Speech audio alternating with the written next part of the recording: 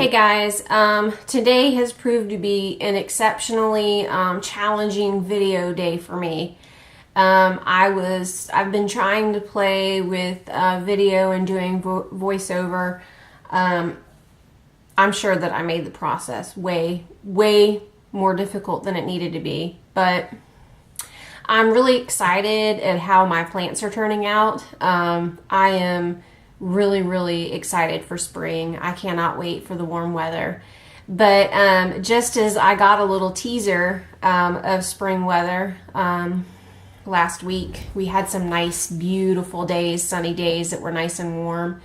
Now we've experienced some snow again. It's March, and so I guess that kind of surprised me. I was expecting the cold weather in West Virginia to be in January and February. That makes sense, right? And apparently it's been a pretty mild winter and we haven't gotten that much snow. But it snowed yesterday as I was trying to work on my seeds, or work on separating my plants and making this video, and I'm just amazed. So today I'm actually hoping to get out a little bit in the snow. You'll notice a lag in my videos. As we travel, we don't get, traditional internet set up in each place. So we actually use the hotspot off of our phones to get on the internet. And while that's very easy for, looking at YouTube on our phones and even watching Netflix on our computer or our TV with our Roku, it is not at all easy for uploading videos. So I actually go to our apartment office and upload my videos. And I work full time, and I've been doing a lot of overtime. So the videos don't generally fall on the day that I make them. So if you find some discrepancies in that, that's because there are discrepancies in that. It's because typically my video is not going to get uploaded in the same day that I make it, but it is what it is. And that is how it works for us. Also, I'm kind of inconsistent in how many videos that I make. I might make one a week. I might make 2 a week. My goal is at least 1 a week. But I think I don't have people consistently watching, so I guess it's not that big of a deal right now. And I'm kind of in a holding pattern. I'm really looking forward to spring. I'm really looking forward to getting home and working on our house, and I feel like I'll have a lot more content once that happens, but right now I'm just in my holding pattern. I hope that you enjoy the video of the plants, though. Really, it's definitely inspired by Jess at Roots and Refuge. I feel like she's been a huge inspiration for me, just in trying to do things that you might not otherwise do in an apartment. I've already gained knowledge as far as growing tomatoes, and that really excites me because it's knowledge that I'm going to be able to really put into place or really actually use in the future.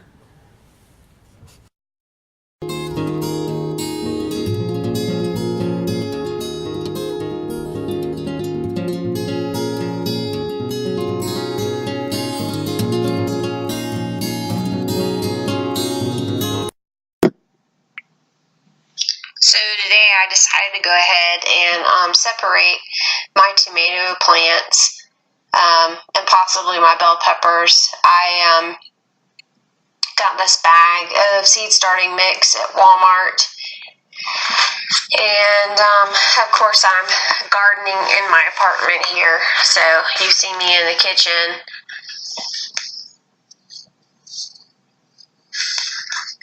I'm using these red Solo cups that we had previously already drilled holes in. Actually, my youngest daughter, Juliet, drilled the holes in them for me. She did a great job. It's funny because when we were first doing it, when we first planted the seeds, she thought I meant to do all of them. I mean, like half the cups with the holes in them, and then I guess she thought we were using all the cups, and I didn't realize what she was doing. I wasn't paying attention. I was like, oh, I didn't mean do all of them. But as you'll see by the end of this video, I actually didn't even use I used up all the cups pretty much. I think I had 1 or 2 left over, and I actually could have used more, but I figure I'll separate the bell peppers out a little bit later. So here I'm just showing you how far I'm filling the cups. And I kind of played with that. I wasn't really sure how far I wanted to fill them up. And then this dirt's really dry. I probably should have watered it down before I started putting it in the cups. You know, it's funny. Well, this is the method that I used in the last video.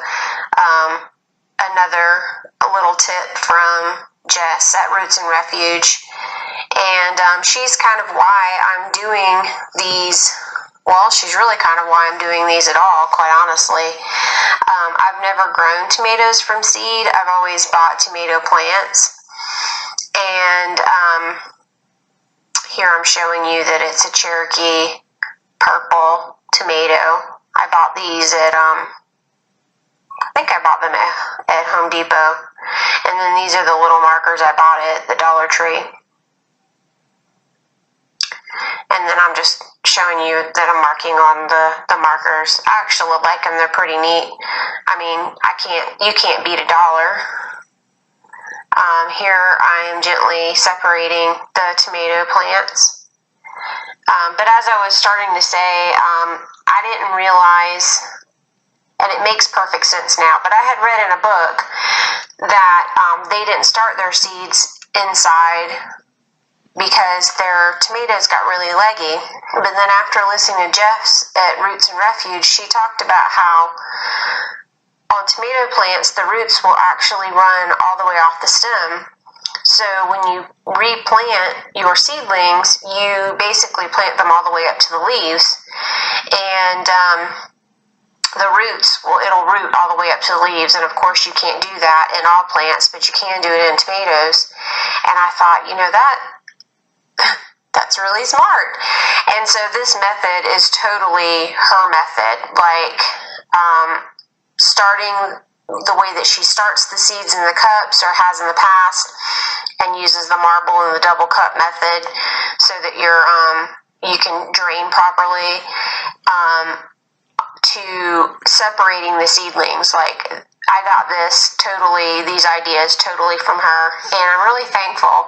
You know, I may not be able to plant these tomatoes in an actual garden this year,